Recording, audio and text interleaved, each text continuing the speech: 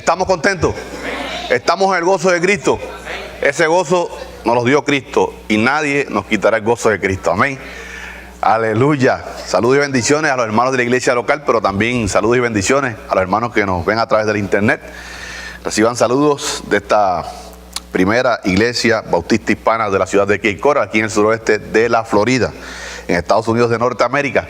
Así que vamos a redimir el tiempo, queremos aprovechar, vamos a transcurrir, más bien vamos a comenzar hoy con los primeros 3 versículos de esta profecía de Zacarías capítulo 14.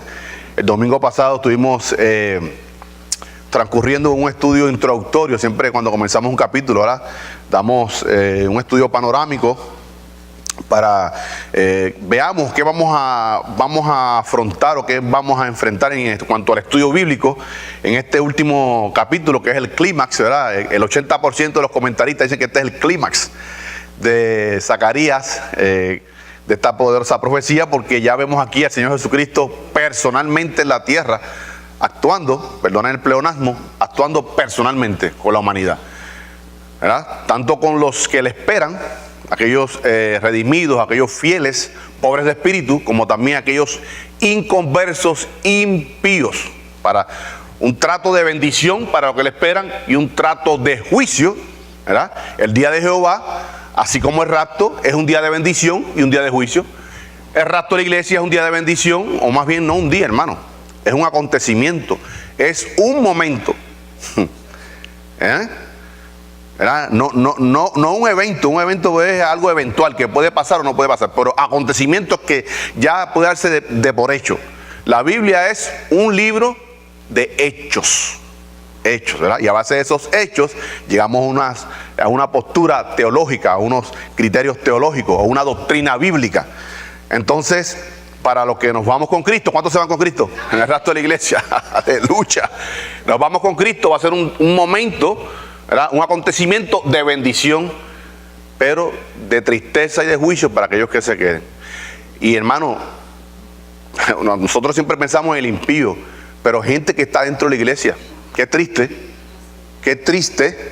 Yo recuerdo, pastor, perdone que lo cito nuevamente, pero cuando voy a otras iglesias a dar conferencias, siempre cito esto de pastor, que me recuerdo como hace más de como 3 años que el pastor pronunció estas palabras. Si usted va a jugar iglesia, quédese allá afuera, disfrute lo que le quede. Si se va a perder en la iglesia, piérdase afuera. No es verdad, hermano. Si se va a perder adentro, piérdase afuera. Se va a perder de todos modos. O sea, estamos hablando de que usted tenga realmente un encuentro con Cristo, realmente usted se arrepienta, que usted experimente ese nuevo nacimiento y viva en esa novedad de vida como un hijo de Dios, ¿verdad? Es triste, los impíos, pues muchas personas pues los rechazan sabiendo que es la verdad, pero nunca vienen por aquí. Pero personas que están dentro de la iglesia, que se queden en el rastro de la iglesia, va a ser mucho más triste. ¿Por qué? Porque ellos sí comprenderán lo que ha acontecido. Comprenderán lo que ha acontecido. Así que oremos por esas personas que primeramente los que están dentro de la iglesia, pero que no son parte de la iglesia, ¿verdad? No son parte de esa iglesia invisible, ¿verdad? Oremos para que realmente tengan, más bien, que no estén convencidos, sino que se conviertan, para que se conviertan al Señor. Y oremos por aquellas personas que no le conocen, que están afuera, que puedan conocer a Cristo, hermano, a través de su iglesia. Escuche, el mundo está cansado de que se le predique el evangelio. El mundo quiere ver los resultados de ese evangelio. ¿A través de quién? De sus hijos, nosotros. ¿Verdad que sí? Predicamos un Cristo, pues caminemos como ese que predicamos, en el poder de su Santo Espíritu. Así que vamos y dimos un estudio muy panorámico a modo de resumen. Nuestro hermano Omar tiene unas copias. Hermano Omar, yo sé que algunas personas se quedaron el domingo pasado sin el bosquejo. Si algún hermano no lo tiene, o sea que no es que se le quedó en su casa, sino que no lo tiene, nunca lo ha recibido, usted levante su mano y nuestro hermano director le hará llegar ese bosquejo de este capítulo 14 de Zacarías, donde está el bosquejo general, la concordancia y las 6 versiones que utilizamos para el estudio. Así que levante su mano y nuestro hermano Omar le hará llegar ese bosquejo. Vamos a comenzar, hermano. Discutimos que vamos a dividir, ¿verdad? Tenemos programado eso, dividir este capítulo en 7 clases. Si se nos van 10 o 11, pues gloria a Dios. Pero esa es la programación que tenemos en 7 clases. Y discutimos que dividimos este capítulo en 2 pericopas o 2 esquemas o 2 títulos, ¿verdad?, para este capítulo 14, y vamos a llamar a esta primera sección Jehová desciende a reinar, ¿verdad? Y sabemos que el que viene no es Dios Padre, el que viene es la segunda persona de la divinidad, Jesucristo, Dios hombre. ¿Pero por qué Jehová, hermano? Porque así fue revelado. Vamos a estar discutiendo hoy que hay muchas versiones que dice el Señor. Y es correcto, hermano, el que viene es el Señor. No tanto Adonai, aunque Él es Adonai, porque es el mismo Señor ayer, hoy y siempre, sino el Kyrios en el griego, el Señor del Nuevo Testamento, que es nuestro Señor Jesucristo, Dios hombre, único mediador entre Dios y los hombres. ¿Qué quiero decir con esto, hermano? Que nosotros procuremos tener el texto bíblico. Corresponde al Hijo de Dios interpretar qué quiere decir eso. Las Biblias que dicen, Zacarías 14, Señor, refiriéndose a Jesucristo, ciertísimamente es correcto, pero eso es una interpretación, no una traducción. Nosotros debemos buscar que no nos interpreten la Biblia, que nos traduzcan la Biblia, y nosotros llegar a las conclusiones. ¿Por qué? Porque es peligroso eso. Y vamos a estar viendo durante la clase que se habla de Jehová. Zacarías, recordemos, la palabra de Dios es progresiva. Jesucristo todavía no había esa revelación, sí había un Mesías venidero, pero no se conocía la persona, en qué momento y qué nombre, ¿verdad?, llevaría este Mesías del pueblo de Israel. Por tanto, sujetémonos a la profecía en su contexto. No hagamos, como muchos estudiosos bíblicos hacen, anacronismo. Sacan la profecía de donde corresponde la profecía. Y tenemos que tener cuidado con eso y ser reverentes. Vamos a transcurrir, hermano, en estos 3 versículos del 1 al 3. Antes de comenzar la clase, ¿alguna duda, pregunta sobre el repaso que dimos la semana pasada? Vamos a entrar de lleno al material. Y es un material, hermano, tenemos que caminar, como siempre digo, con pies de plomo. Es un capítulo poderoso, profundo. Y vamos a tratar de ser lo más inteligible posible, que lo podamos entender. Cualquier duda o pregunta, usted levante su mano, haga su pregunta, su inquietud, no se vaya con ninguna duda de este lugar. Así, comenzamos con el estudio, con ese primer versículo, Zacarías 14:1, dice, he aquí, el día de Jehová viene, y en medio de ti serán repartidos tus despojos. Esto es según Reina Valera 1960, siempre utilizamos varias versiones, vamos a estar viendo aquí con la estrella roja, Biblia textual, dice, he aquí, el día de Yahweh, o Yahvé, viene, y en medio de ti serán repartidos tus despojos. Vamos a estar viendo la otra, siempre usamos una segunda opción, ¿verdad? Dentro de lo que la transliteración, buscamos el aparato crítico, cuál se acerca más, palabra por palabra al texto original, o más bien a las copias del original, donde se traduce en nuestras Biblias. Biblia de Jerusalén latinoamericana, ahí en azul, dice, ya llega el día de Yahvé, en que serán repartidos tus despojos en medio de ti. Hermano, esta profecía, ¿a quién estaba dirigida? Al pueblo de Israel. ¿Verdad que sí? Al pueblo de Israel. Por tanto, hermano, aquí no está la iglesia. Aquí no está la iglesia. Está hablando una profecía local para Israel. He aquí, el día de Yahvé viene. Sobre todo los israelitas sabían muy bien lo del día de Yahvé a través del profeta Joel, Sofonías, Amós, Jeremías. Ellos conocían, Isaías mencionó el día de Jehová. Dice, estas 2 versiones, utilizamos esta porque está básicamente bien traducida correctamente, Yahvé. Y esa Biblia textual, eso es lo que se conoce como el tetragramatón del alfabeto hebreo, que es Y, H, V o W, H, ¿verdad? Incondicionalmente la única palabra dentro del vocabulario hebreo que contiene las 4 letras es Yahvé, ¿verdad? Después se comenzó a usar, los hebreos comenzaron a usar, son consonantes, hermano. Son consonantes, por eso es una lengua muerta. Y esa es la ventaja de que anote eso en sus anotaciones, hermano. La Biblia fue escrita en 3 idiomas. hebreo, arameo y griego. Hoy día, el griego, ese hebreo solamente con consonantes, sin vocales, hoy día es una lengua muerta. No se usa. Aunque del 1967 para acá, los eruditos judíos han comenzado a usarlo sin vocales como era originalmente. El griego koiné, que fue escrito en el Nuevo Testamento, también es una lengua muerta. Y aún así también este arameo caldeo. ¿Qué ventaja es esto, hermanos? El Espíritu Santo custodiando su palabra. O sea, que los idiomas cada 30 años cambian. Se van anexando, la Real Academia Española va anexando palabras cada 30 años. ¿Por qué son anexadas? Por el uso. ¿Ves? Entonces, ¿qué pasa? Estas lenguas muertas ya no hay cambios en ese idioma. Por tanto, podemos tener una correcta traducción de estas copias del original. Entonces, ¿qué sucede? Que cuando ellos comienzan a usar las vocales, surge lo que es Adonai, o Señor. Entonces surge lo que es Jehová, ya con vocales. Yo prefiero usar Yahvé o Yahweh, no Jehová, no porque estamos dando la licencia a los testigos de Jehová, sino porque es la forma correcta, primitiva.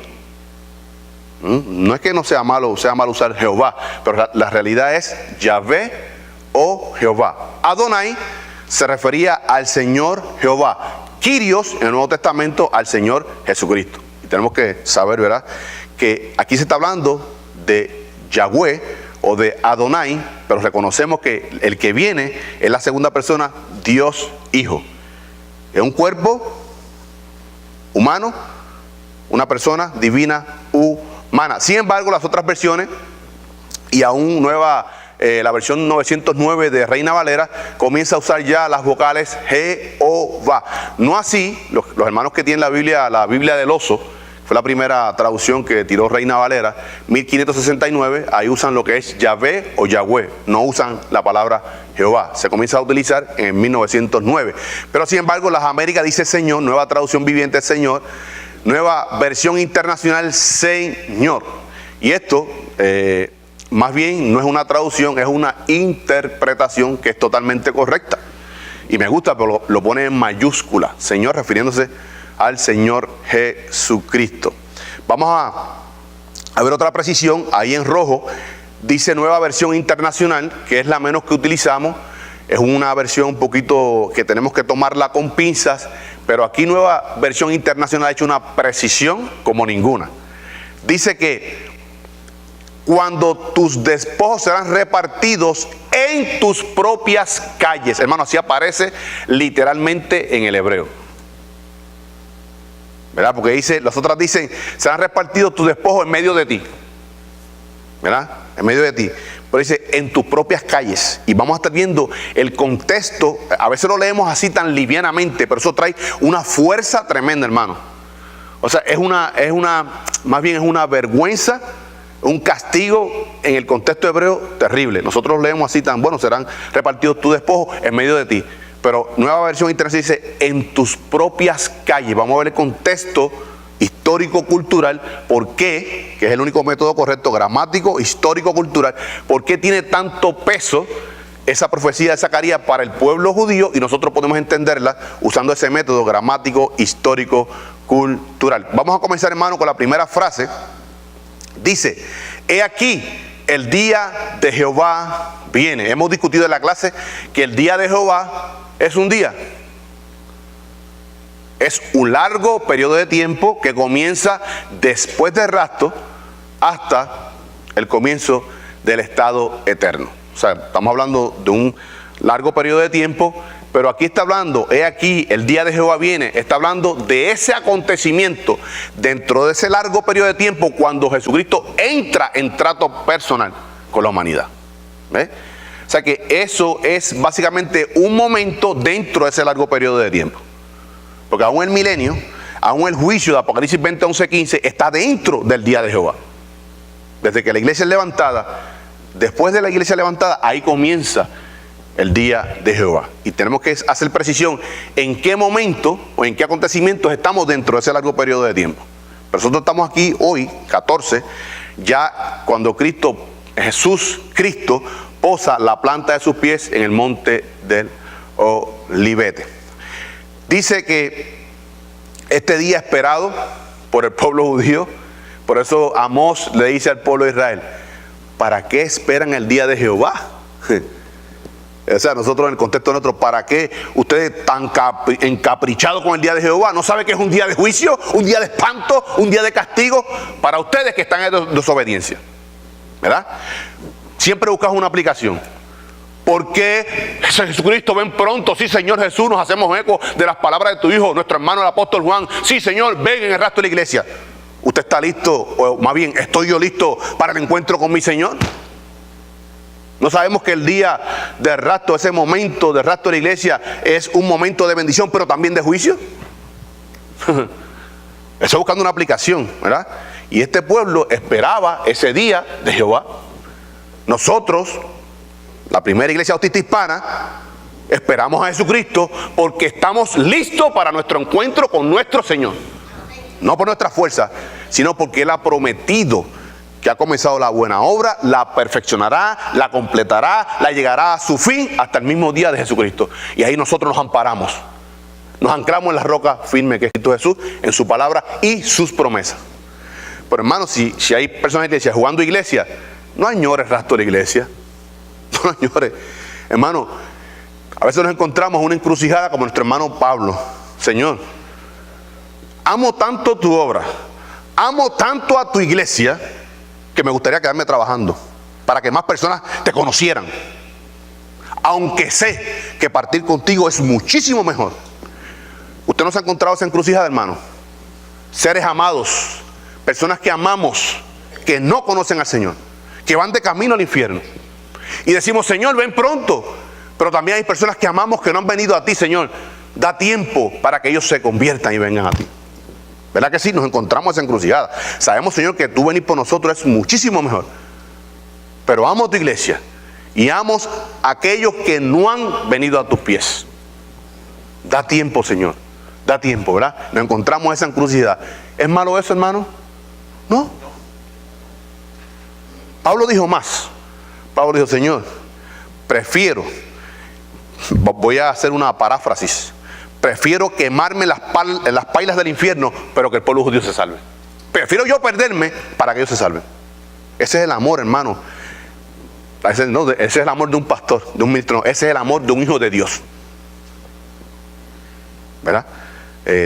Básicamente manifestado, enseñado a nosotros su iglesia a través del apóstol Pablo. Ahora, este es un día de castigo, como dijimos, para los inicuos, pero también de salvación, de bendición para el pueblo elegido. Es el remanente fiel, el Israel que está esperando ese momento, como hoy día la iglesia espera ese acontecimiento del rapto de la iglesia. En ese tiempo de la tribulación, estos que se anexen a Jesucristo, o que se alleguen, es la palabra correcta, a través de la predicación del Evangelio, a través de estos 144,000 sellados con el Santo Espíritu de Dios, hermanos, añorarán como usted y yo añoramos en estos momentos, que Cristo venga ahora, ya. Esa segunda venida. Pero hay muchas personas en este tiempo que habrá una religiosidad externa de apariencia, y ahí es que Amós dice: ¿para qué están pidiendo el día de Jehová? Si no están caminando en rectitud, no están caminando conforme a su voluntad, no saben que es para ustedes castigo, ¿verdad? Un día de castigo y de bendición. Joel 2:31, vaya anotando esta cita, Joel 2:31, habla sobre el día de Jehová. Dice el profeta Joel: el sol se convertirá en tinieblas y la luna en sangre, antes que venga el día grande y espantoso de Jehová. Aquí está hablando día, ese día grande y espantoso, está hablando de ese acontecimiento, de ese momento antes, o más bien esos instantes antes de que Jesucristo pose la planta de sus pies en el monte del Olivete. Es el profeta Joel. También Joel capítulo 3, ese mismo profeta, versículos 13 y 14, dice: echad la hoz, porque la mies está ya madura. Venid, descended, porque el lagar está lleno, rebosan las cubas, porque mucha es la maldad de ellos. Escuche: muchos pueblos en el valle de la decisión. ¿Qué valle está hablando aquí? El torrente de Cedrón, valle de Josafat. Tenemos que ser precisos con eso. Porque cercano está el día de Jehová en el valle de la decisión. Algo muy interesante, hermano, dice aquí, mucha es la maldad de ellos. Y está aquí comparándola como las cubas. Las cubas eran unas cubetas que se llenaban de uva y se llevaban al lagar donde ellos molían la uva para sacar el jugo o el vino nuevo. Y esto es una figuración, ¿verdad? Para que ellos vean que así como esas cubetas, cuando había abundancia y estaba ese lagar lleno de cubetas para ser exprimidas, para ese primer vino, el vino nuevo, así es la maldad. Hermano, la maldad, dice Jehová, no contenderá mi espíritu con el hombre para siempre, porque soy santo. Hermano, es algo que a mí me quebranta cuando usted puede entender la santidad de Dios y que hay un trato permisible. Él no creó el pecado, pero Él permite el pecado, ¿verdad que sí? Pero hermano, va a llegar el momento que llegará al colmo. Dice, será humo que molesta mis narices, que arde de continuo a ira. Llegará el momento que Él va a actuar, hermano, para Él ser glorificado, según Romanos capítulo 2. Ese Dios santo, va a llegar un momento tardo, lento para la ira, pero por su santidad vendrá ira. Hermano, la gente está jugando con las cosas del Señor, como si Él fuera, Él es, dice Romanos capítulo que Él es longámono. Es paciente, y Él quiere que todos procedan al arrepentimiento. Pero llega el momento que Él va a actuar. Dice ahí, muchos pueblos en el valle de la decisión. Y esto va haciendo unas anotaciones, porque vamos a estar, ya cuando transcurramos la segunda clase, vamos a estar viendo esto un poquito más claro. Dice, echad la voz, llamad, porque la mies está ya madura. Los agricultores habían un llamado para cortar la mies, que ya estaba lista para ser cortada. Venid, descended, porque el lagar está lleno. Dice que rebosan las cubas. Ese rebosa las cubas está hablando de la abundancia de pecado, abundancia de iniquidad. ¿Ve? Y eso se refiere este versículo. Malaquías, como cierra el Antiguo Testamento con este poderoso capítulo de Malaquías 4, versículo 1, vamos a estar leyendo 1 y 5, dice Malaquías, o más bien Jehová Dios a través de Malaquías, el profeta Malaquías, porque aquí viene el día ardiente como un horno, y todos los soberbios y todos los que hacen maldad serán estopa. Aquel día que vendrá los abrazará, ha dicho Jehová de los ejércitos, y no les dejará ni raíz ni rama. Escuche, he aquí, el 5, yo os envío el profeta Elías antes que venga el día de Jehová grande y terrible. Está hablando el espíritu de estos 144,000 predicando el evangelio para que esas personas de esa administración, de esa economía, de la tribulación, alcancen salvación. Es el mismo espíritu que se está predicando a través de la iglesia. Espíritu de arrepentimiento, hermano. La iglesia está, número 1, para ser edificada a sí misma. Número 2, para compartir las buenas nuevas de salvación. Predicando, no un Cristo buenagentón, no, un Cristo que es Señor y Dios, y demanda santidad, y demanda arrepentimiento. ¿Verdad? Porque ven a Cristo para que sea sano, para que prospere. Ese no es el Cristo bíblico.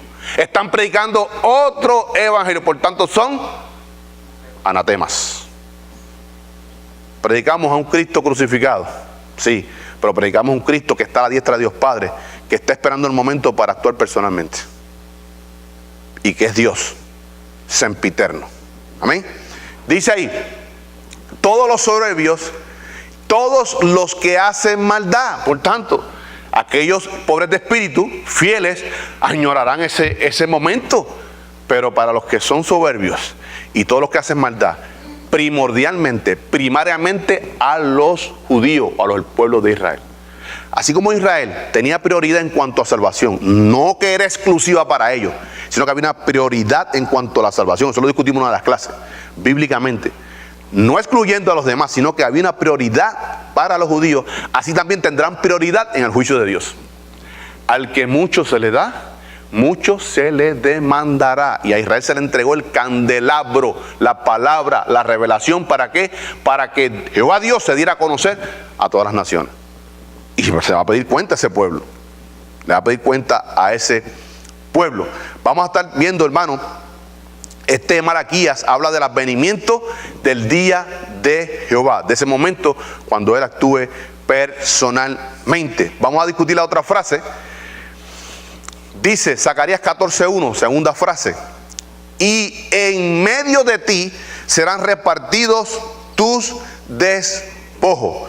Siempre marcamos, hermano, la frase que estamos discutiendo en rojo, pero dentro de esa frase marcamos en azul lo que son las conjunciones y lo que son las preposiciones.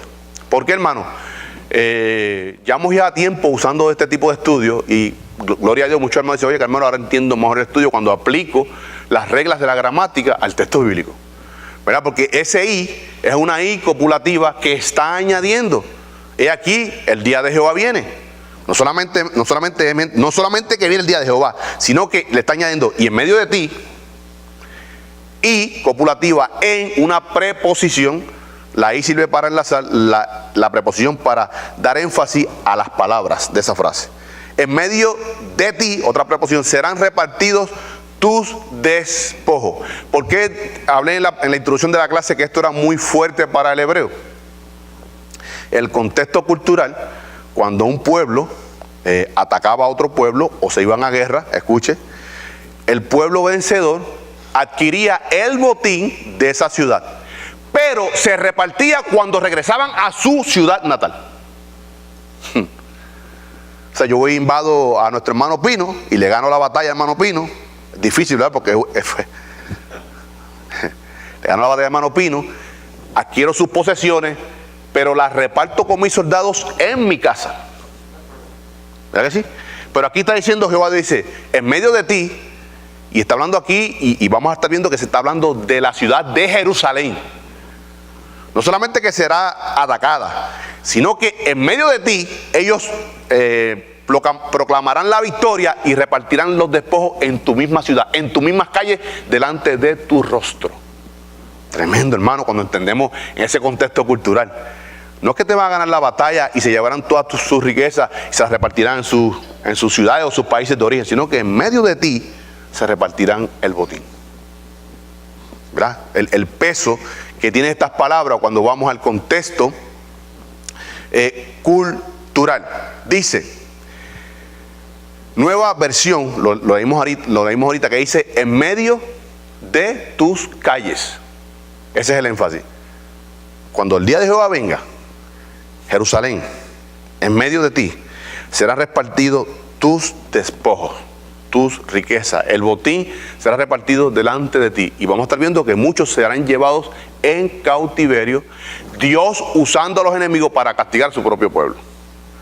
Recordemos que Jerusalén, al día de hoy, hay muchas nacionalidades, pero sobre todo están los judíos que están allí. Y sobre todo del 67 para acá, que han ido llegando allí. Por tanto, este juicio es local para Jerusalén y sus habitantes. Primeramente judíos y los que no sean judíos que estén allí. Porque estarán expuestos, hermano, a la verdad. Fíjese, está lo que es la revelación general. Nadie, el ateo, hermano, no existe. Personas pueden decir: no, yo no creo en Dios. No, eso es de boca para afuera. Internamente sabe que hay un ser supremo. Porque Romanos capítulo 1 dice que la naturaleza da testimonio de la existencia de un creador. Esa es la revelación general de la cual todos tienen entendimiento. Ahora está la revelación especial, que es la palabra de Dios, que solamente la entendemos usted y yo. ¿Por qué? Porque tenemos el Santo Espíritu de Dios. El autor mora en nosotros y nos ilumina nuestra mente para entender su palabra, su revelación. Por tanto, nadie en este tiempo tendrá excusa. No es que no escuche el Evangelio. Nadie se levantará con excusa. Eso es la expresión. Versículo número 2. Queremos transcurrir porque hay varias cosas muy interesantes. Zacarías 14:2 dice: porque yo reuniré a todas las naciones para combatir contra Jerusalén. Está hablando aquí, ¿quién es ese yo? Jehová. Reuniré a todas las naciones para combatir contra Jerusalén. Y la ciudad será tomada, y serán saqueadas las casas, y violadas las mujeres, y la mitad de la ciudad irá en cautiverio, escuche, mas el resto del pueblo no será cortado de la ciudad. Vamos a estar viendo qué es propósito de Dios, es Dios mismo. No es que estas naciones se levantan de por sí, sino que Dios las levanta. Hermano, cualquier doctrina bíblica, siempre digo, usted parta, la primicia es usted parta de que Dios es soberano. Cualquier discusión doctrinal, usted parta de que Dios es soberano. Por tanto, dice, porque yo reuniré a todas las naciones para combatir o para que vayan en contra de Jerusalén.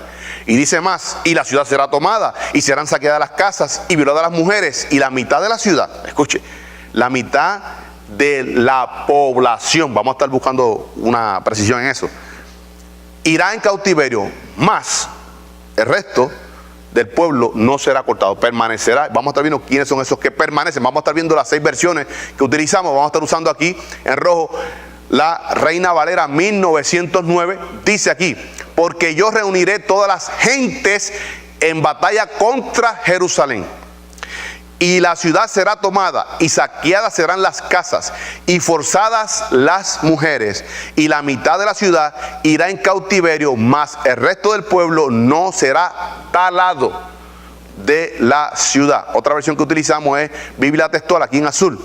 Dice, porque yo reuniré a todas las naciones para combatir contra Jerusalén, y la ciudad será conquistada, y las casas serán saqueadas y violadas las mujeres, y la mitad del pueblo irá en cautiverio, pero el resto del pueblo no será cortado de la ciudad. ¿Por qué tomamos esto, hermano? Porque aquí comienza Biblia textual, porque yo, y cuando usted lee el versículo número 1, dice, he aquí viene el día grande de Jehová, ¿verdad? Y este porque es una conjunción consecutiva de explicación, explicativa. Porque cuando usted va al contexto, versículo 1 dice, he aquí, el día de Jehová viene, y en medio de ti será repartido tu despojo. Él está dando la explicación por qué será repartido. Porque, una conjunción consecutiva, explicativa, porque yo, dice, reuniré a todas las naciones para que vayan contra ti, Jerusalén. ¿Ves? Cuando entendemos todas estas figuras gramaticales. Escuche, igualmente, Reina Valera 909 dice, porque yo. Comienza, o más bien ese versículo en el hebreo comienza con la conjunción explicativa de por qué. Porque si usted ve aquí, por ejemplo, esta versión de la traducción dice, reuniré a todas las naciones. No enlaza bien, tiene que haber una conjunción consecutiva para enlazar ese 1 con el versículo 2. ¿Por qué? O sea, ¿por qué dice Jehová que serán repartidos en medio de ti los despojos? Porque, está dando la explicación Jehová Dios, porque yo reuniré a todas las naciones. Aquí vemos también la traducción de las Américas, escuche, las Américas aquí en amarillo, ellos comienzan con una I que es una copulativa, está añadiendo, también tiene cierto sentido, pero lo más correcto es con una consecutiva, una conjunción consecutiva explicando el por qué serán despojados. Ahora, dice aquí Reina Valera 909, en verde dice las gentes. O sea, todas las otras versiones dicen las naciones. Las naciones, la nación es algo abstracto, usted no puede tocar la nación, ¿verdad? Atacarán a Jerusalén. Eso es una prosopopeya, una personificación. Más bien la gente de esas naciones atacarán a Jerusalén, ¿verdad? Son buscando precisiones. Dice Nueva Versión Internacional, que también muchas veces la criticamos, pero en estos pasajes hace muchas precisiones. Dice que la mitad de sus habitantes, ¿ve? Las otras dice la mitad de la ciudad. Eso es una personificación. O sea, la ciudad no se puede salvar, se salva la gente que vive en la ciudad. ¿Ve? Por eso usamos esa precisión, dice la mitad de los habitantes, y Nueva Traducción Viviente dice la mitad de la población, ¿verdad? Para que podamos entender. Sin embargo, las otras versiones usan lo que es la mitad del pueblo o la mitad de la ciudad. Entendemos que Dios trata con personas. Ahora, dice ahí, porque yo reuniré a todas las naciones para combatir contra Jerusalén. Esa primera frase, hermano, dice porque, una conjunción que está explicando, yo reuniré a esa preposición a todas las. Y ese las es un artículo definido o determinado. Son unas naciones específicas que van a atacar a Jerusalén. Naciones para, ese para es una preposición que da propósito. ¿Para qué van a ser reunidas? Para ir, para combatir contra Jerusalén. Vamos a estar viendo, hermano, dentro, no es que estemos sacando nada de contexto. Recordemos, cuando estamos tratando un estudio bíblico, un versículo, tenemos que estar enfocados en ese contexto. Cuando citamos otros versículos de la Biblia, lo usamos como referencia, confirmando la verdad que estamos expresando. ¿Verdad? ¿Por qué digo esto? Porque vamos a estar leyendo Apocalipsis. Este de Zacarías, es más bien señalando hacia el futuro. Apocalipsis es ya pasando el momento. Pero vamos a buscar esa referencia de Apocalipsis 16, versículos 13 al 14 y luego el 16. Dice Apocalipsis 16, 13 al 14 y el 16.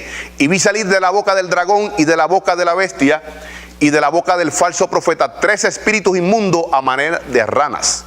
Pues son espíritus de demonios que hacen señales y van a los reyes de la tierra. Aquí va el énfasis, van a los reyes de la tierra en todo el mundo para reunirlos a la batalla de aquel gran día del Dios Todopoderoso. Está hablando aquí, hermano, las fuerzas malignas al servicio de Dios. Satanás no hace nada hasta donde Dios le permita y cuando le permita.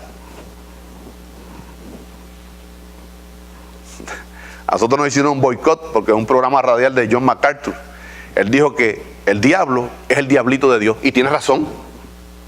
Sí, mucha gente hicieron un boicot. Porque Satanás, número uno, fue un ángel creado perfecto por Dios. Es una criatura. Tergiversó, pero Dios lo usa para su propósito. Pues es el diablito de Dios. O sea, en otras palabras, Dios es soberano. El diablo no es soberano. Amén. Y Él hace hasta donde Dios le permita. Hay un control del Todopoderoso. Dice que estos demonios reunirán a todas las naciones para reunirlos a la batalla de aquel gran día del Dios Todopoderoso. 16. Y los reunió. Fíjese, está hablando aquí ya como en tiempo pretérito, como que ya pasó. Y los reunió en el lugar que en hebreo se llama Armagedón, o el valle de Megido, que vamos a estar en la próxima clase viendo varias imágenes sobre esto. O sea, está hablando aquí que este combate o esta investida se usa como purga, como un refinamiento del pueblo de Dios, para refinar el pueblo de Dios. Ahora, escuche, la presencia de estas naciones resulta en un tiempo de calamidad nacional, hermano, sin precedente. Nunca Israel ha pasado un momento como ese que va a pasar en ese gran día de Jehová. Este es el clímax de ese tiempo de angustia para Jacob, segundo dice Jeremías 34 al 7. Escuche, este es el clímax, o nosotros decimos, voy a hablar a lo cubano, el puntillazo, ¿verdad? De ese momento. Dice, porque así ha dicho Jehová, hemos oído voz de temblor, de espanto y no de paz. El 6, inquirid ahora y mirad si el varón da a luz, porque he visto que todo hombre tenía las manos sobre sus lomos, como mujer que está de parto. O sea, aquí el valiente, hermano, se quebrantará. Y se han vuelto pálidos todos sus rostros. Ah, cuán grande es aquel día, tanto que no hay otro semejante a él.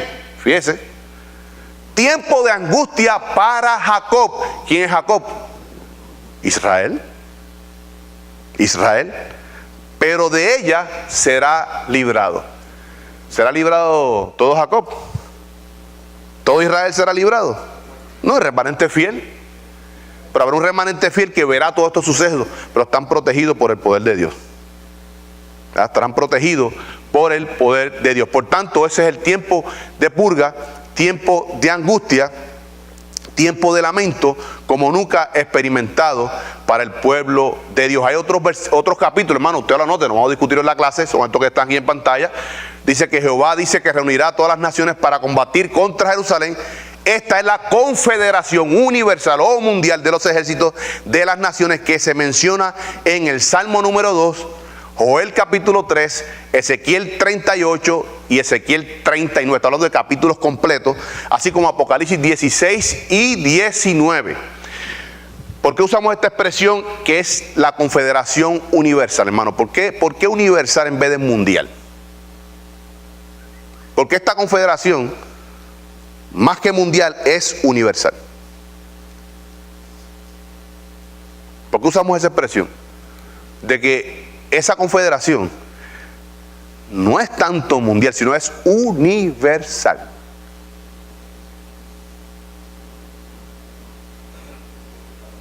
E incluye a los demonios, a las potestades que están en los aires. No solamente humanos, sino universal. Porque esta humanidad está influenciada por el poder demoníaco. La forma correcta es universal, porque son humanos y demonios actuando sobre esos humanos para este ataque.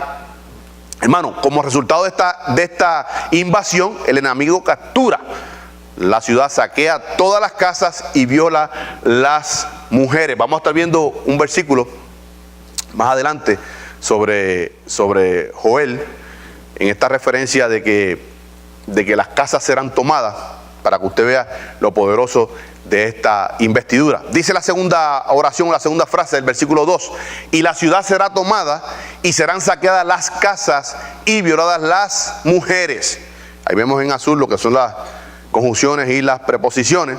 Y vamos a estar viendo, hermano, Joel capítulo 3, versículo 1 al 3, referente a esto.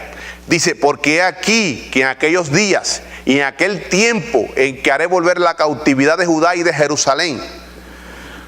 Dice ahí el profeta Joel, dice: haré volver la cautividad.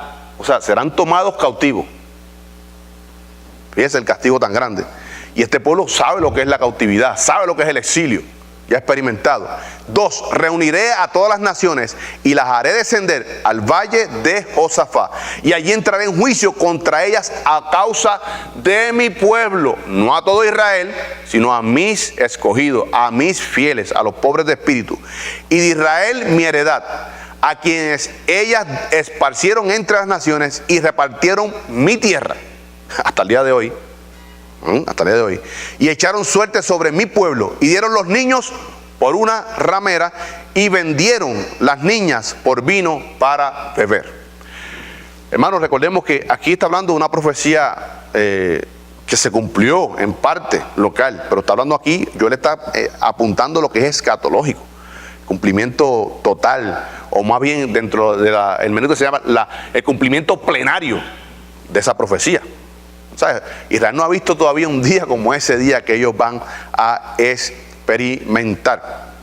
Y vamos a estar viendo que Joel capítulo 3, aquí en Joel capítulo 3, referente a este versículo número 2, dice que es objeto del juicio. Escuche, mientras, eso es para los desobedientes, mientras los que son de Dios será un tiempo de bendición. Vamos a estar viendo, vamos a estar leyendo por qué decimos esto en el mismo contexto del capítulo, versículos 9 y 11, aquí empieza mi lectura, porque este versículo 2 está hablando de juicio, no para todo Israel, hermano, para el Israel incrédulo, para los impíos, para los rebeldes, para los desobedientes, para los impiadosos, pero para los que son de él. Vamos a estar leyendo en el mismo Zacarías 14, 9 al 11, para que veamos la bendición para los justos. Zacarías 14, 9 al 11. ¿Quién da lectura, hermana Gini?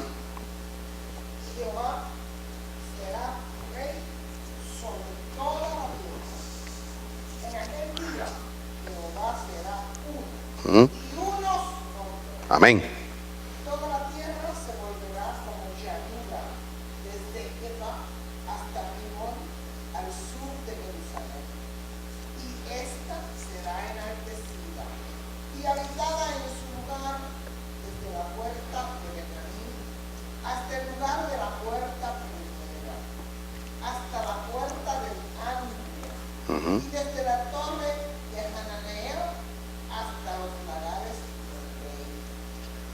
Y morarán en ella, y no habrá nunca. Aleluya. Bonito. Sino que Jerusalén será habitada. ¿Para quién es esto? Para los hijos verdaderos, para el remanente fiel. Manallini, manténgase de pie para que me lea entonces ahora 16 al 21, bendición para el remanente fiel. 16 al 21, este mismo capítulo. Y todos los que sobrevivieren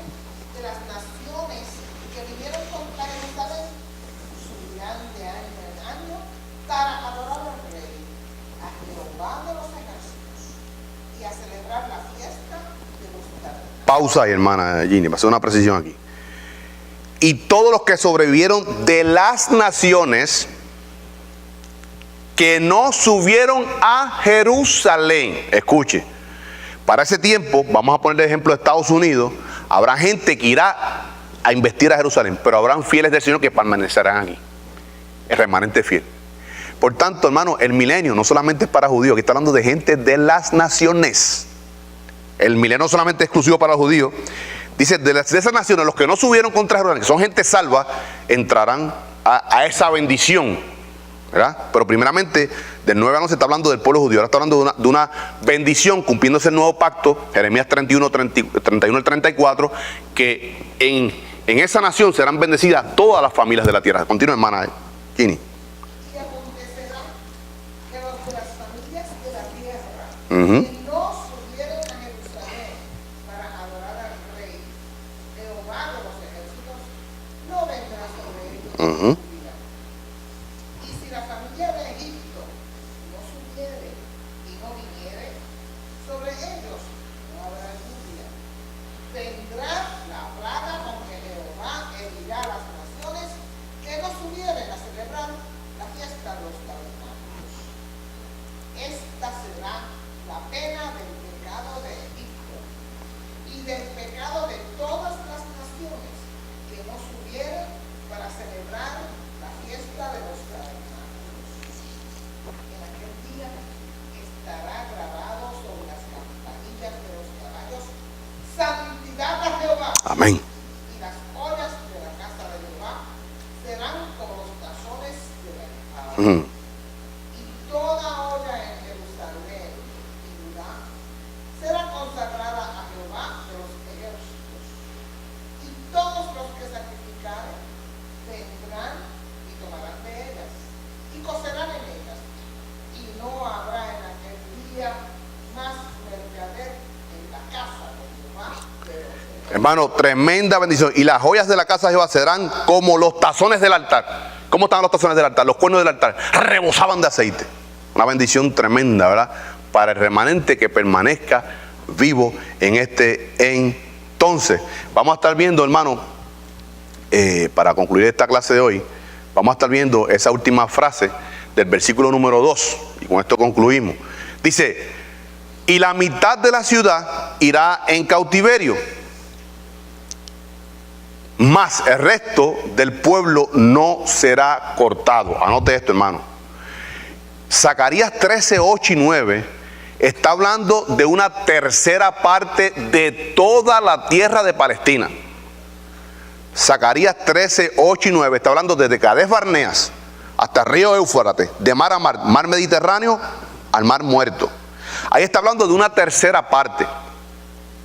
Es diferente a esto que está hablando ahora el capítulo 14, sino que de la ciudad solamente la mitad permanecerá en ella. La mitad será tomada en cautiverio. Tenemos que saber segregar esta interpretación.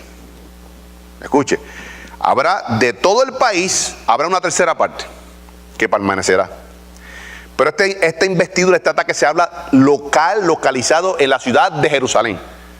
De todo ese tercio, hay una parte que está en Jerusalén. De esa parte que está en Jerusalén, solamente la mitad permanecerá en ella, la mitad será llevada a cautiverio. Tenemos que hacer esa precisión en este versículo.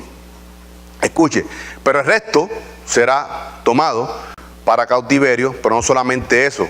En el contexto, buscando este contexto, Jesús profetizó esto, Mateo 24, y con esto terminamos, hermano, y tenemos que hacer precisión y no hacer anacronismo en la profecía bíblica.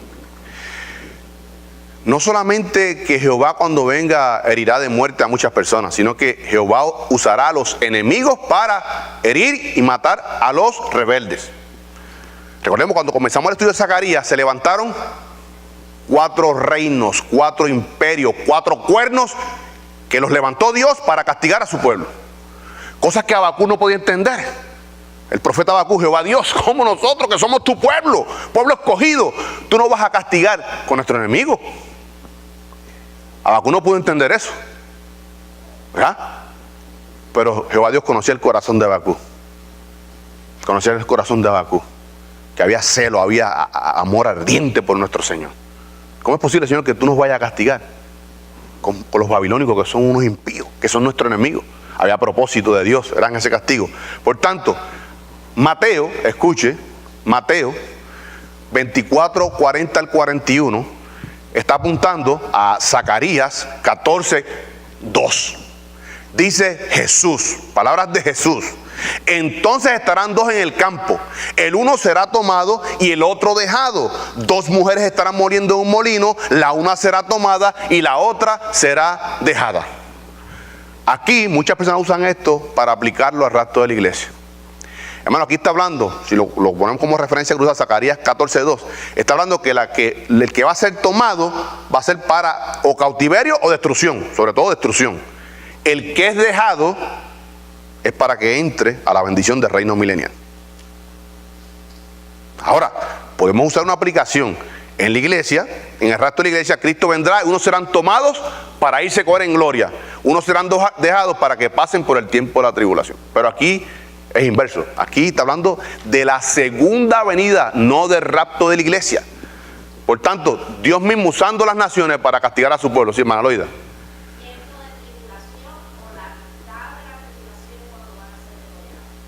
No.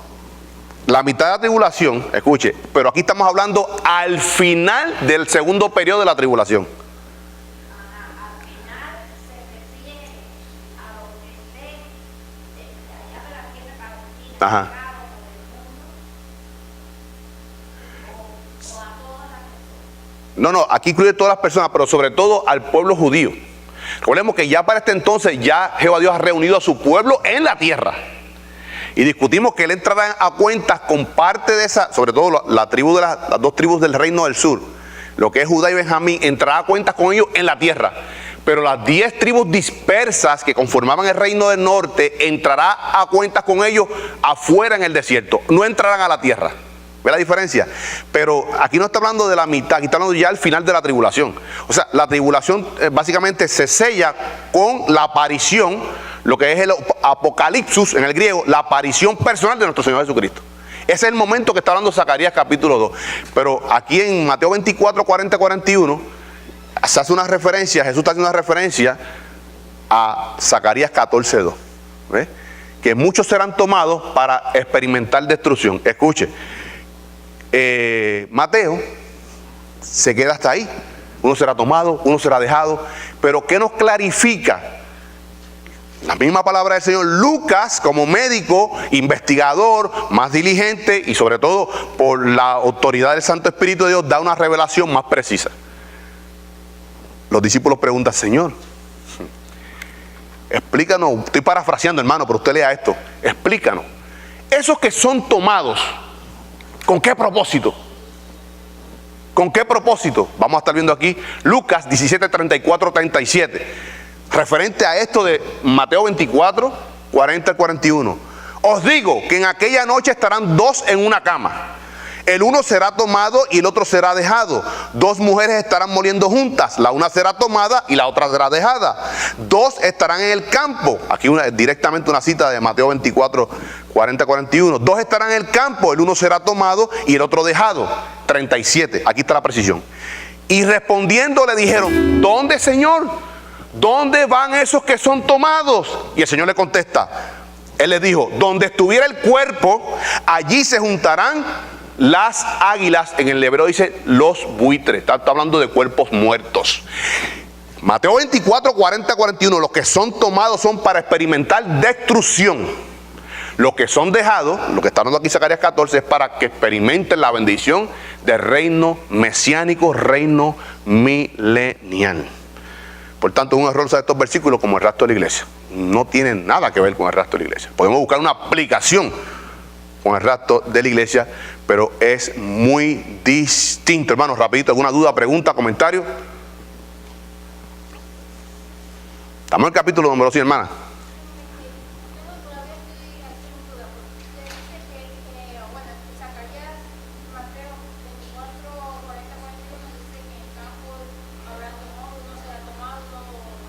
Ajá.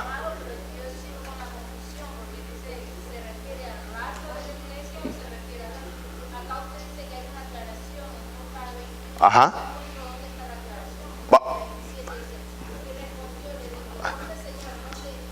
Ajá, ¿dónde estarán los que son tomados? Dice ahí. Porque, hermano, te estás viendo los que son tomados. Dice, uno será tomado y otro será dejado. Y aquí los tomados son para experimentar destrucción. Referencia a Zacarías capítulo 2. Lo que pasa, hermana, que estamos en una traducción al español que es muy limitada. Cuando vamos al idioma original nos da a entender claramente que se está preguntando sobre los que son tomados. Escuche, el rapto de la iglesia. ¿Perdón? No, porque aquí estamos hablando de la segunda venida, que está hablando, usted muerto no puede experimentar las bendiciones del milenio. Los que son dejados son para entrar, que lo vamos a ver durante el estudio, cuando entremos al 3, al 4 y al 5, vamos a estar viendo que los que son dejados vivos son para que entren a la bendición. A inverso, en el rapto de la iglesia, los que son tomados son para irse con Cristo al cielo. Los que son dejados son para que pasen por el tiempo de la tribulación. Para que podamos hacer diferencia, hermana, entre lo que es el rapto y la segunda venida. O sea, más bien, la segunda venida es una, en dos fases, que lo hemos discutido. La primera fase es el rapto. Cristo viene por los que son de Cristo, los de la iglesia. Y viene en un segundo acontecimiento, con un trato personal. En el rapto Él se queda sobre las nubes, Él no pisa la tierra. En la segunda venida sí planta sus pies. Ahí, el que es tomado es para experimentar muerte, destrucción. No entrará al reino milenial, no entrará a las bendiciones del reino mesiánico. Y Lucas 17, 34, 37 está especificando que los que son tomados son para experimentar destrucción. Porque Cristo no habló del rapto de la iglesia. Cristo habló de su segunda venida en el contexto judío. El rapto, exacto, hermana, ahí nos vamos, usted y yo nos vamos como un cohete.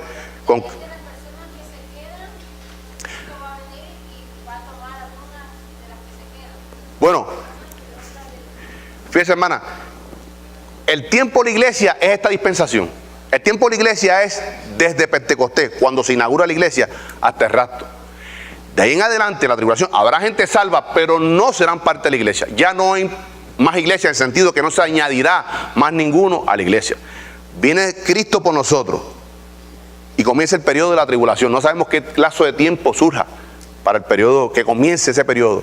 Pero aquel que está en la iglesia, que se quedó en el rapto, va a pasar por ese periodo tan terrible, que va a ser mucho más difícil, hermano. Va a ser un momento difícil, una persecución tan difícil. Si estamos en la iglesia, como hablamos ahorita, arrepintámonos y convertámonos de todo corazón. Volvámonos al Señor. Entremos a cuenta para estar preparados en ese momento. Pastor, ¿usted tiene algún comentario?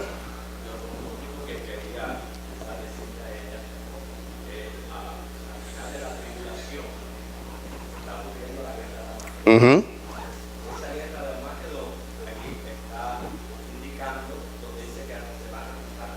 Uh-huh. Muerto. Uh-huh.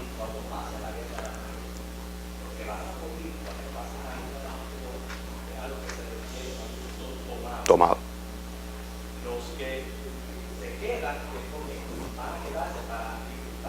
Milenio.